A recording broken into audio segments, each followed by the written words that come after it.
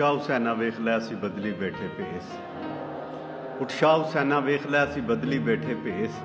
साडी जिंद नमाणी कूकदी असां रुल गए विच परदेस।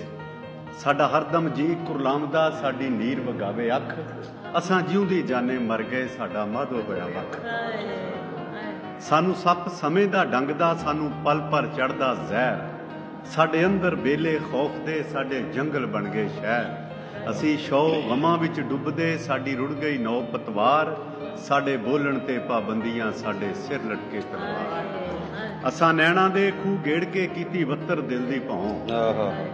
ए बंजर रही नमानड़ी सानू सज्जण तेरी सौं।